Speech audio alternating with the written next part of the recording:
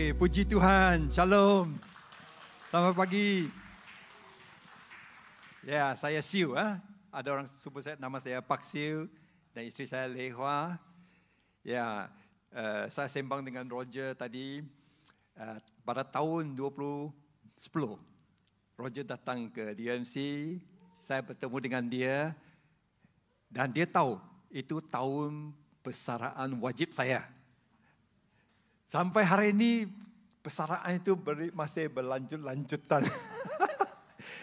Kini saya sudah 14 tahun di Brunei, bekerja di Brunei di bahagian Borneo. Saya rasa itu ada kaitan dengan Alkitab versi Borneo lah. Sampai hari ini saya masih bekerja di Borneo, bahagian yang bukan Malaysia lah. Okey, sedikit perkembangan tentang diri saya. Dalam beberapa hari lagi, mungkin sedikit hari lagi, saya akan mencapai umur 70.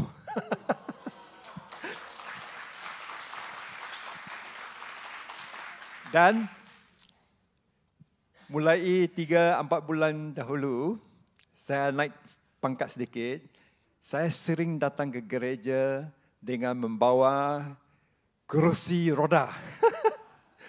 Kerana saya diberi tanggungjawab untuk memelihara, menjaga ibu saya. Ibu saya 93 dan sekarang saya perlu habiskan banyak masa untuk jaga dia.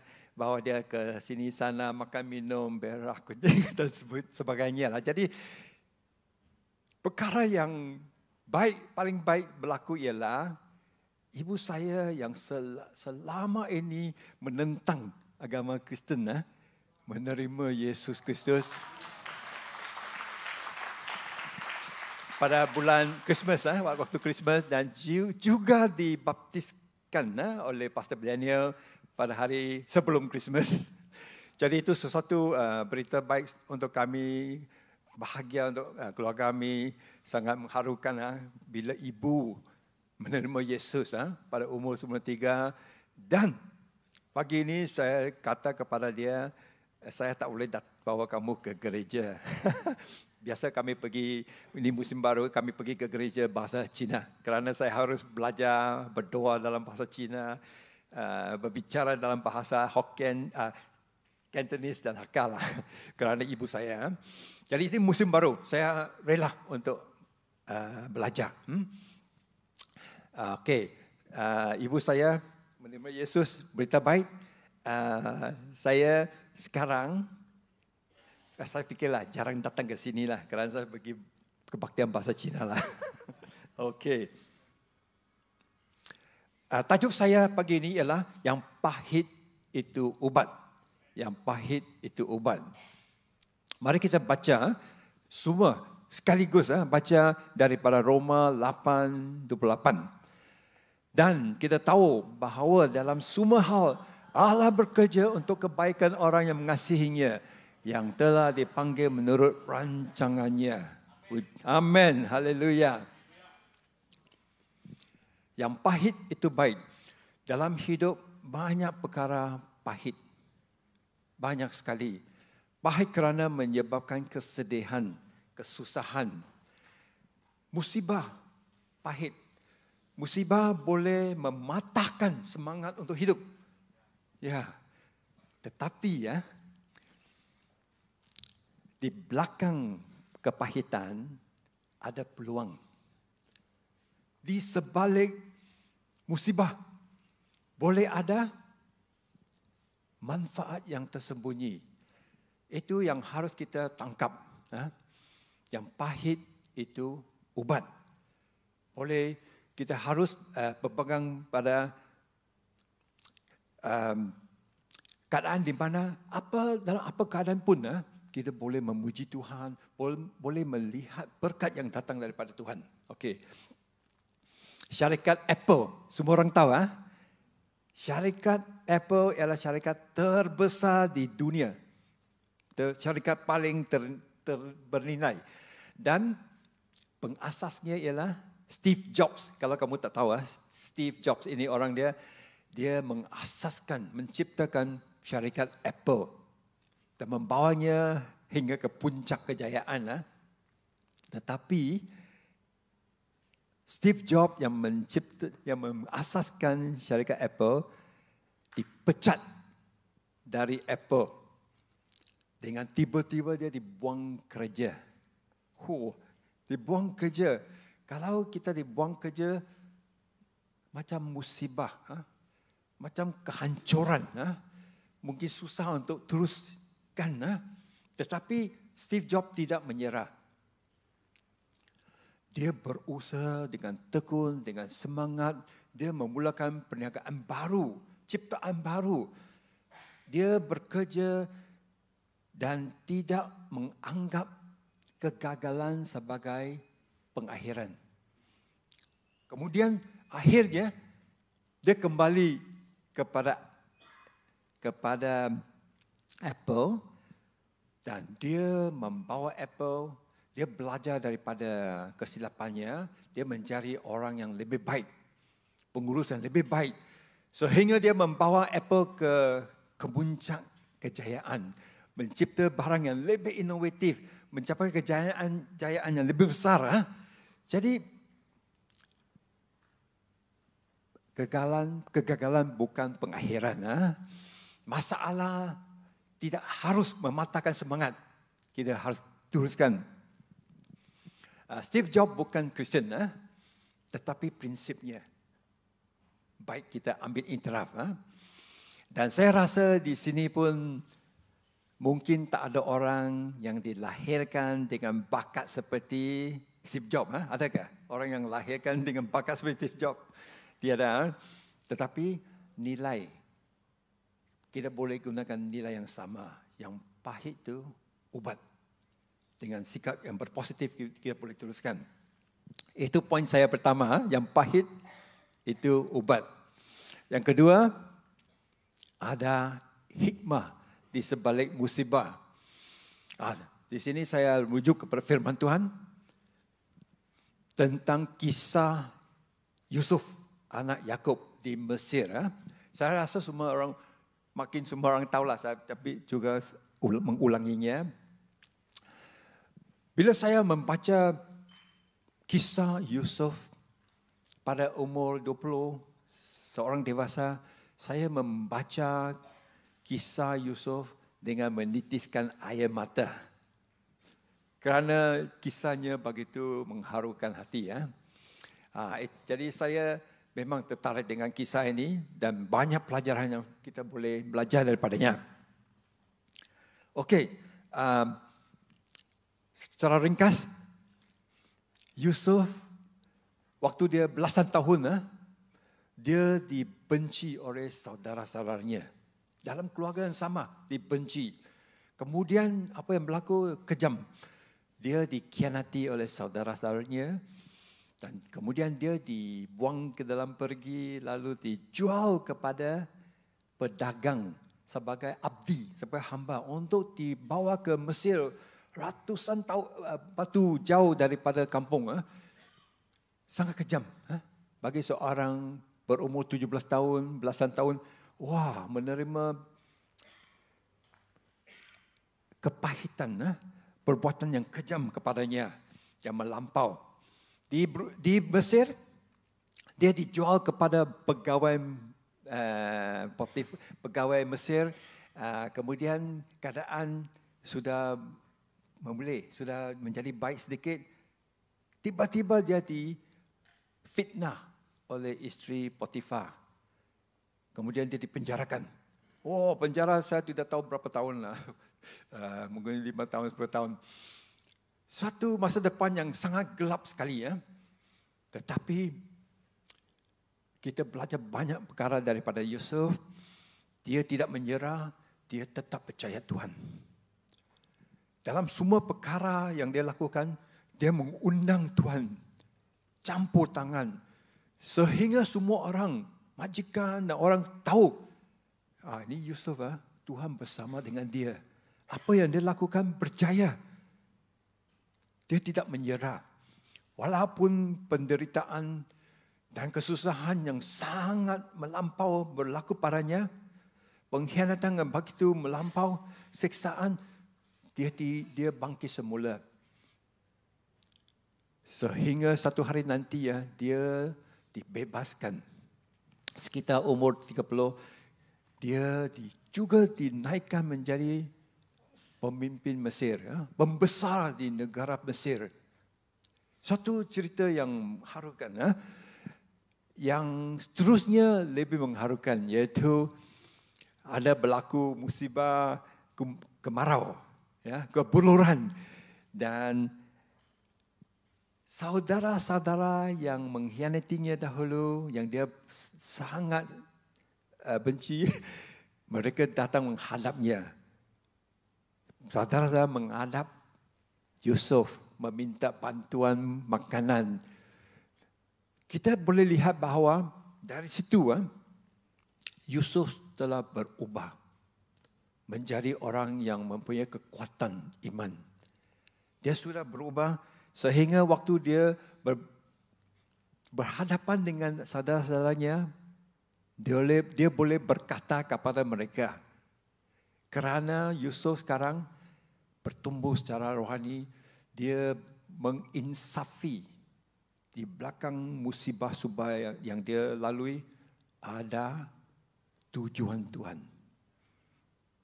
Dia berkata kepada saudara-saudaranya, memang dahulu kamu berniat melakukan kejahatan, tetapi Tuhan memaksudkannya untuk tujuan-tujuan yang baik. Ya, sehingga wujud apa yang terjadi sehingga hari ini, dengan itu terpeliharalah kelangsungan hidup ramai manusia.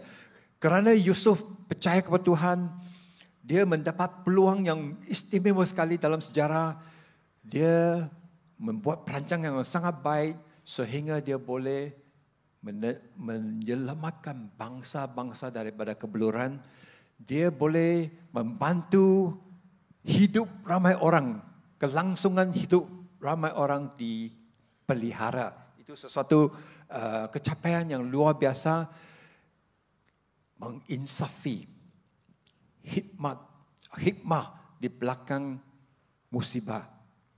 Tujuan-tujuan Tuhan lebih meluas, lebih tinggi daripada keseksaan, peristiwa pahit dan kesusahan dan kekejaman manusia. Walaupun kekejaman manusia begitu melampau, tetapi tujuan Tuhan lebih meluas daripada segala kesusahan yang boleh kita hadapi. Jadi poin pertama saya adalah yang pahit itu ubat. Poin kedua, di belakang musibah ada hikmah. Dan poin ketiga ialah dalam semua perkara gambaran besar ada pada Tuhan. Segala yang terjadi, Tuhan ada gambaran besar yang melintasi hidup-hidup manusia. Saya mau menajamkan perkongsian saya kepada penterjemah Alkitab bahasa Melayu. Saya mau berkongsi tentang pengalaman, pengorbanan dan kesusahan penterjemah Alkitab bahasa Melayu kerana kisah mereka lain daripada yang lain. Penuh dengan adegan yang dahsyat. Dan itulah topik kegemaran saya dan isteri. Biar saya teruskan. Pada abad ke-19, kamu boleh lihat gambar dua orang. Reverend Benjamin Kiesbury, 18XX, dan juga Munshi Sulaiman, sekitar hidup yang sama. Pada abad ke-19 muncul seorang sosok Munshi Sulaiman, tokoh bahasa Melayu.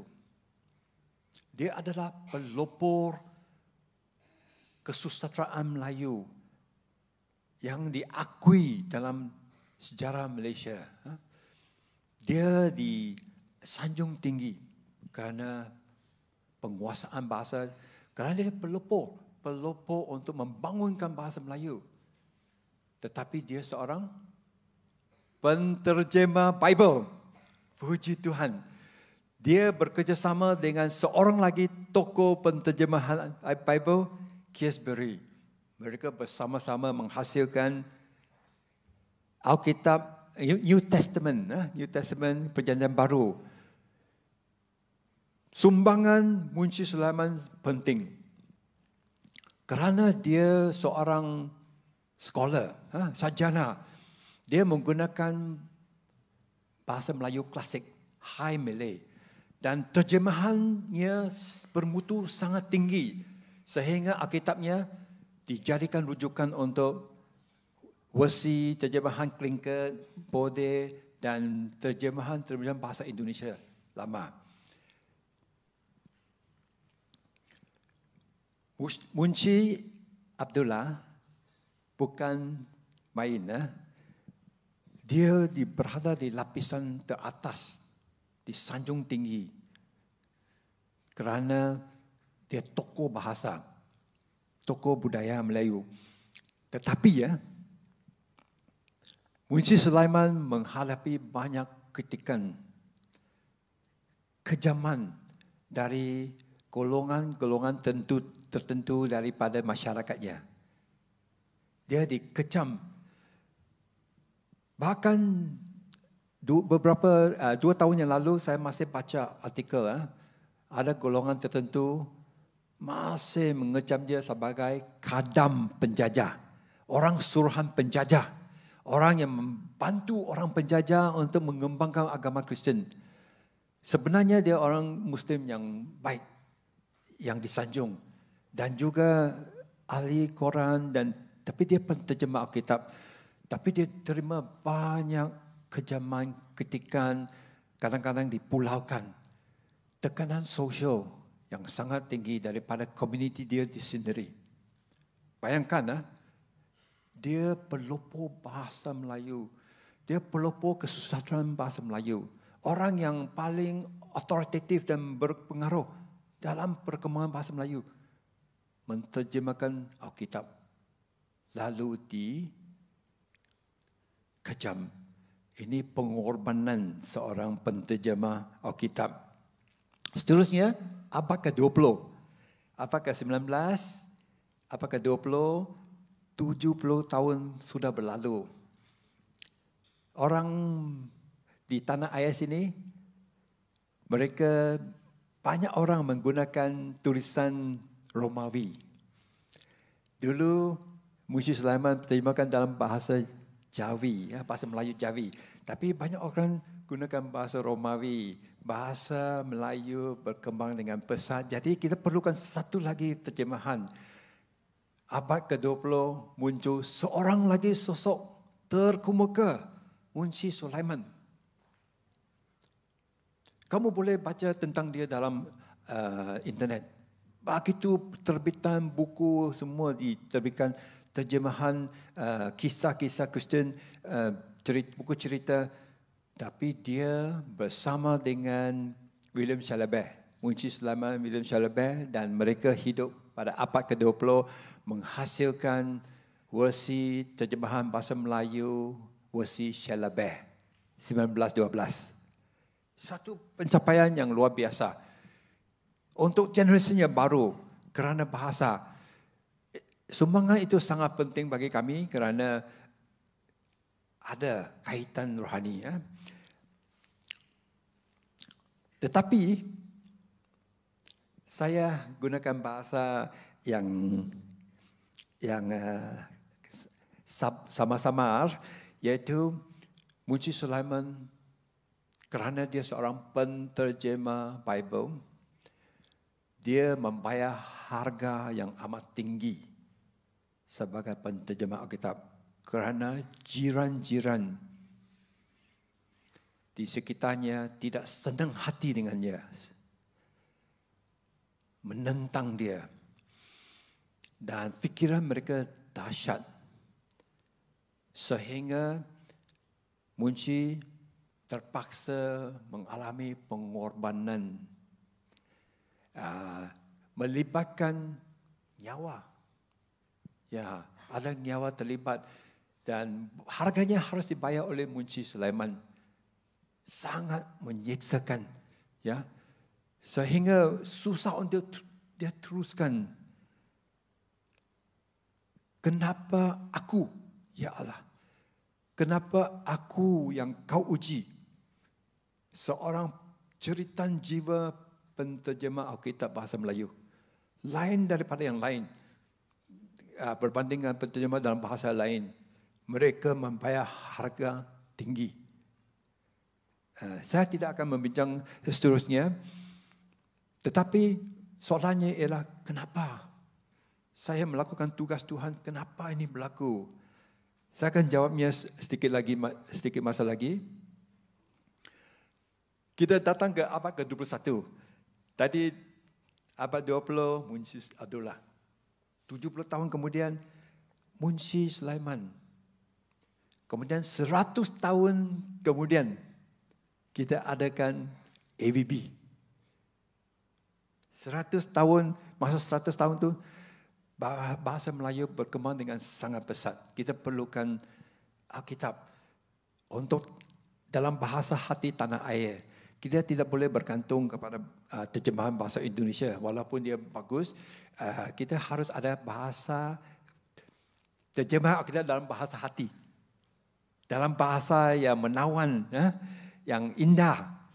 Dan itulah dalam abad ke-21 muncul seorang sosok lagi yang sama-sama terkemuka seperti Munshi yang lalu.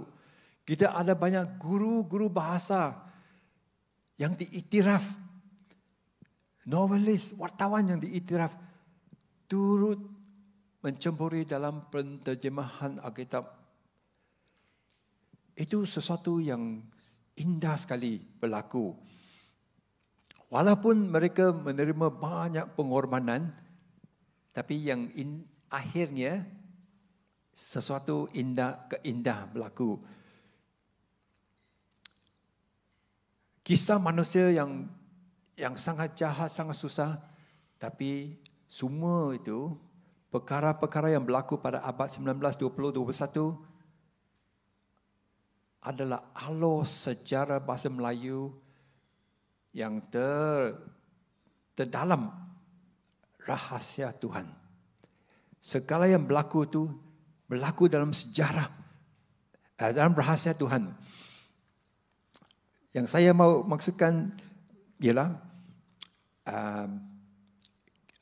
sekarang kita dapat Alkitab warisan Borneo untuk masyarakat Borneo. Sesuatu produk yang dihasilkan oleh Borneo boleh diharamkan tidak? Tak boleh.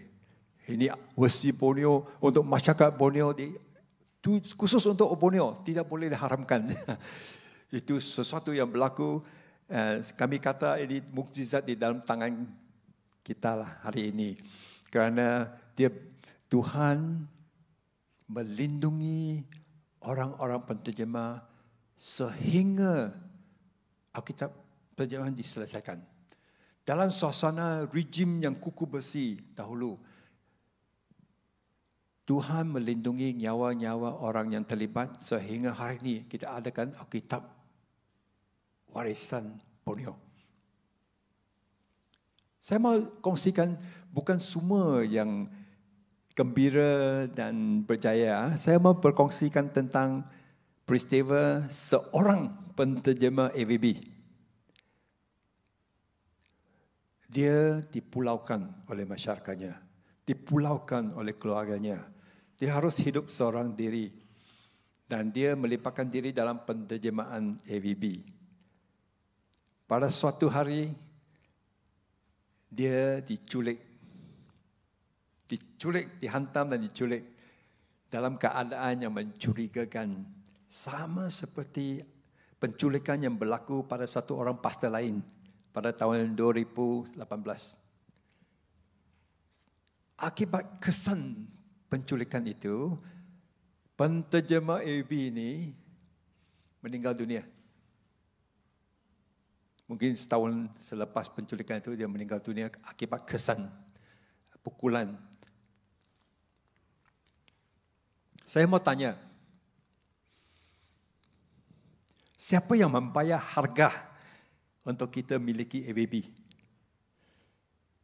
Kamu lihat abad 19, 20, 21, siapa yang membayar harga supaya hari ini kita memiliki AVB? Untuk siapa usaha dan pengorbanan mereka? Penterjemah Alkitab bahasa Melayu mengalami pengalaman yang lain daripada yang lain. Penuh adegan bahaya. Ya, untuk siapa pengorbanan mereka? Kamu sendiri yang harus tanya. Mengambil Alkitab AVB adalah mengambil satu mukjizat dalam tangan kamu. Biar kami menghayati apa yang Tuhan berikan. Rancangan Tuhan merentasi 200 tahun. Membangunkan sosok-sosok yang paling terkemuka dalam bahasa. Abad 19, abad 20, abad 21. Kami yang melihat pun merasa mengagumkan. Bila AVB boleh dibawa masuk dan diedarkan di Malaysia. Saya mau mengakhiri dengan beberapa kebenaran dari firman Tuhan. Dari Roma bab 8, saya fikir kita boleh baca sekaligus secara bersama-sama. Okey? 1, 2, 3. Siapa akan memisahkan kita daripada kasih Kristus? Kekacauan, kesusahan, penganiayaan, kebeluran, ada ketelanjangan, ada bahaya, ada pedang. Tidak. Dalam semua hal ini, kita lebih daripada para penakluk melalui Dia yang mengasihi kita. Ya, tiada perkara dalam dunia, tiada peristiwa dalam dunia yang begitu kejam dan melampau boleh mengasingkan kita daripada kasih Tuhan. Ya. Sebut bersama saya, dalam semua hal kita lebih daripada para penakluk, lebih daripada pemenang, kerana Dia mengasihi kita. Seterusnya, Roma 8:28. Kita tahu bahawa dalam semua hal Allah bekerja untuk kebaikan orang yang mengasihinya, yang dipanggil menurut rancangannya. Di sebelah ayat ini, saya tunjukkan satu gambaran fondasi. Fondasi satu bangunan yang waktu dia dibina. Kamu boleh lihat fondasi ini sangat besar. Fondasi dia 5 tingkat ke bawah. Dan paling dia sampai 120 meter ke bawah. Satu fondasi yang sangat luas lebar. Kerana mereka mau membangunkan satu bangunan yang sungguh kukuh, kuat. Jadi bangunan yang kuat itu, struktur yang sangat besar dan selamat itu, perlukan fondasi. Yang serupa ni. Sebenarnya ini fondasi untuk Petronas Twin Towers lah. Bangunan paling tinggi di sini lah. Saya mau mengibaratkan janji-janji Tuhan sebagai bangunan. Janji Tuhan ni satu bangunan. Ini janji satu bangunan. Tetapi bangunan yang paling kuat ialah bangunan Roma 8:28.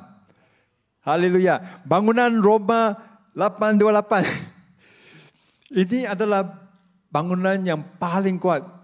Janji diibaratkan kepada bangunan. Dan bangunan 8:28, Roma 8:28 adalah yang paling kuat kerana kalau kita berada dalam bangunan Roma 8:28, kita selamat.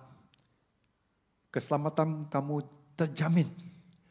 kamu akan mendapat harapan, kesejahteraan.